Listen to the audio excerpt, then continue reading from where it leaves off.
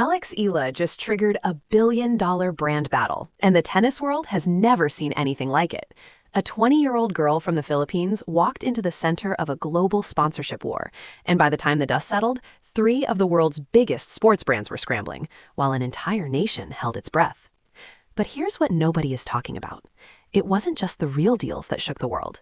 It was the fake ones. Viral claims with hundreds of thousands of likes, fabricated quotes spreading faster than match results, and a media storm so powerful that it forced fact-checkers, brand executives, and tennis analysts to all weigh in at the same time. How does a 20-year-old from Quezon City become the center of a billion-dollar brand conversation, even before she's finished climbing the rankings? Stay with us, because what happened to Alex Eala in the past 12 months is one of the most extraordinary and strangest stories in the history of women's tennis sponsorships. To understand the brand battle, you first have to understand the foundation, because nothing about Alex Eala's commercial journey happened overnight. It was built across 12 years of discipline, sacrifice, and a very deliberate pattern of trust. It started at age 8.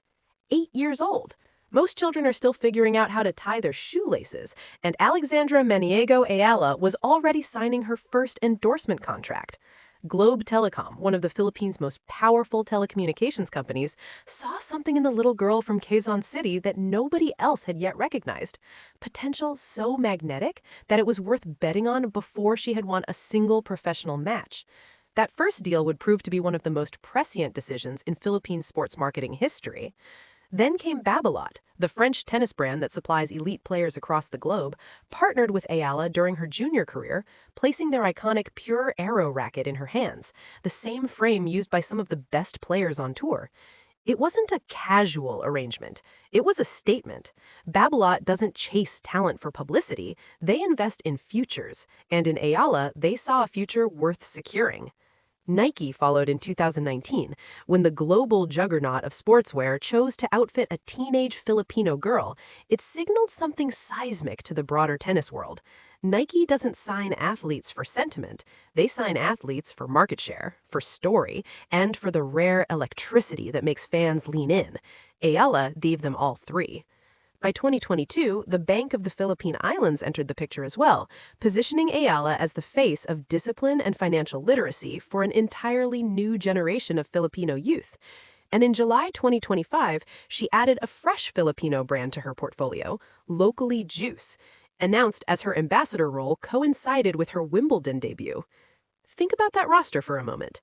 Globe, Babolat, Nike, BPI, Locally Juice. For a player who had only just cracked the WTA Top 100, that commercial portfolio was already extraordinary. It reflected something the brands had understood before the rankings confirmed it, that Alex Eala wasn't just a tennis player, she was a cultural movement. She was the girl who trained at the Rafael Nadal Academy in Spain, who appeared on the cover of Vogue Philippines, who posted a selfie at the Nike World Headquarters in Oregon and made an entire nation feel like they had won something. Her mother, Riza, was a national swimmer. Her brother, Miko, played college tennis at Penn State. It was September 2025. Alex Eala had just made history in Guadalajara, Mexico, winning her first WTA 125 singles title and becoming the first Filipino to claim that milestone. The achievement was real, significant, and deeply earned. She had defeated Pana Udvardi in the final. She had cried. She had thanked her team. The Philippines had erupted in celebration. And then, almost immediately, something else erupted. A Facebook fan page called Tennis Plus, created just months earlier in March 2025, posted a story that spread like wildfire across the Filipino internet. The claim was staggering. Wilson Sporting Goods, one of the most powerful names in tennis equipment, had offered Alexandra Eala a $45 million endorsement deal. And not only had she accepted, she had allegedly made an emotional public statement about donating the money to help the poor of the Philippines. The fabricated quote attributed to her read, in essence, that she would take the money and use it to help people who needed it more than she did, because she wanted the Philippines to continue growing stronger. Within hours, the post had gathered over 100,000 likes, more than 6,700 comments poured in. It was shared over 3,000 times. Across Facebook, Instagram, and TikTok, versions of the same hoax multiplied and mutated, each adding new layers of false detail. Some posts included a photo of Joe Duffy, Wilson's former CEO, who had resigned on August 31st, just days before the story surfaced, to lend the fabrication a veneer of credibility. The problem? None of it was true. Not a single word. There was no official statement from Wilson. There were no news reports. There was no deal. The quote attributed to Eala was entirely invented. Fact-checking organizations, Verifiles and Rappler, both investigated and published formal debunks. The story was a hoax, constructed to exploit both the pride Filipinos felt for their rising star and the global prestige of a billion-dollar brand name. But by the time the fact-checks arrived, the damage, or more accurately, the conversation. Here is what actually happened while the internet was busy sharing misinformation about Wilson's $45 million hoax. Nike, the brand that had been quietly by Eala's side since 2019, was making moves of their own, and these moves were very, very real.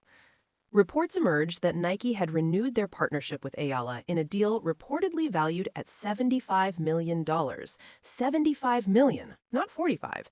The real number, if confirmed, eclipsed the fictional one that had gone viral, and yet it received a fraction of the attention because verified truth rarely travels as fast as sensational fiction on social media. The significance of a Nike deal at that scale cannot be overstated. For context, Naomi Osaka signed with Nike for $10 million per year at the peak of her global fame. Serena Williams accumulated over $90 million in total endorsement earnings across her entire legendary career. Roger Federer signed a $300 million contract with Uniqlo, but Federer was already the most famous tennis player on the planet at that point, with 20 Grand Slam titles and 2 decades of dominance behind him. Alex Eala is 20 years old. She's ranked in the top 30 of the WTA, and the brand that helped build Michael Jordan, Serena Williams, and Tiger Woods was reportedly investing in her future at a scale that left the tennis industry genuinely speechless. Nike's behavior had been telling the story long before any contract number leaked. At Wimbledon in 2025, they gifted Eala a custom hair tie shaped like the sampaguita, the national flower of the Philippines, a detail so culturally specific and emotionally resonant that it read less like a marketing gesture and more like a declaration. In February 2026, Eala visited the Nike World Headquarters in Oregon, where her portrait hung alongside global ambassadors from every major sport. One caption alongside her photo read, "History in full bloom." She posed in that tunnel, hands on her face, tears implied in the expression, the weight of what she had become visible in every frame. Meanwhile, back on the internet, the Wilson hoax had inspired a cascade of copycat fabrications. Claims surfaced of a $2 million Emirates Airlines sponsorship. When the Verifiles and Rappler debunks went public, the conversation fractured in a way that revealed something uncomfortable about the world Eala was navigating. On one side were the fans, and their passion was genuine and overwhelming. These were not passive supporters scrolling past a headline.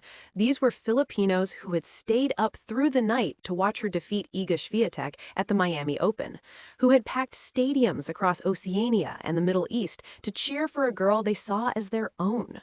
When the Wilson story circulated, they didn't share it because they were naive. They shared it because they believed it was possible, because they knew what Eala had already accomplished, and a $45 million deal felt like the validation the world owed her. That emotional investment, real and beautiful, became the exact vulnerability that bad actors exploited. On the other side were media critics, analysts, and tennis insiders who watched the hoax spread and raised a harder question.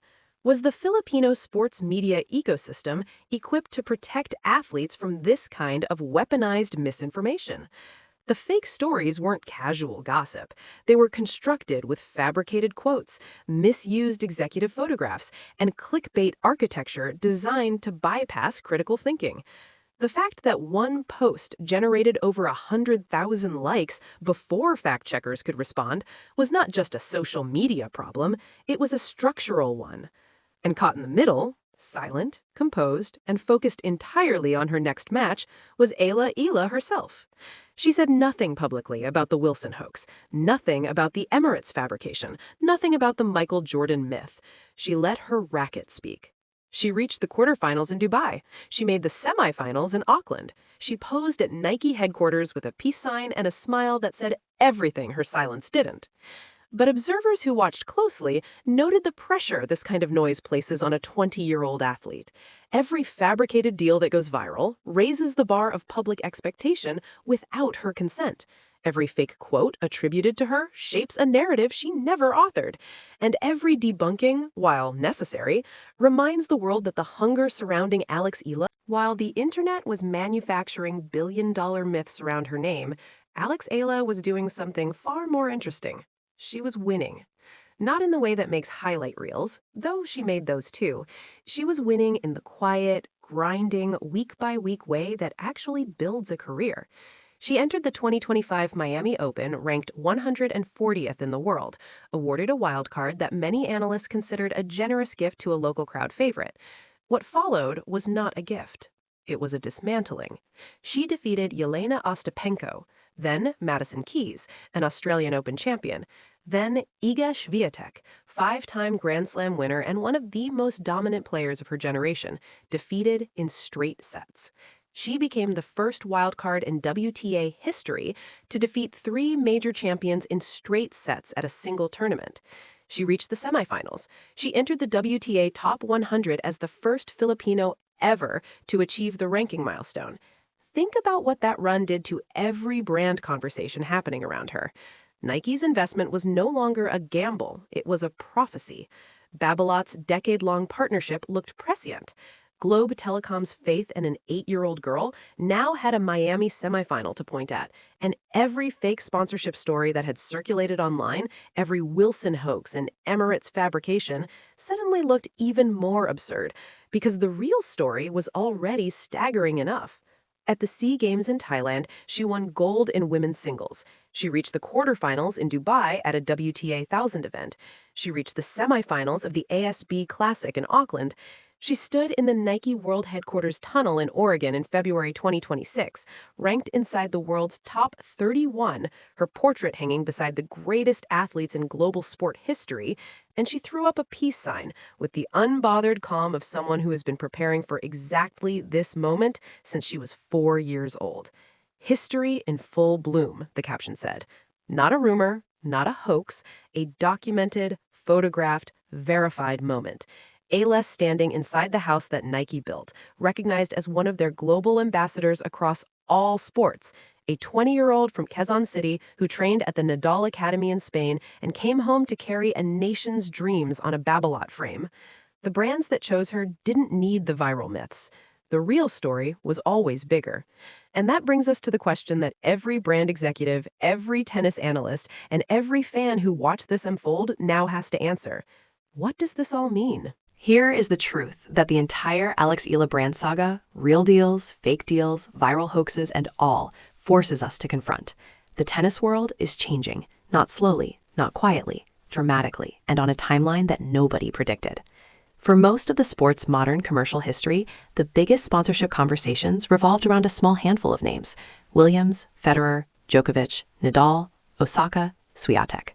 Athletes from specific geographies with specific pedigrees who fit the established template of what a globally marketable tennis player was supposed to look like.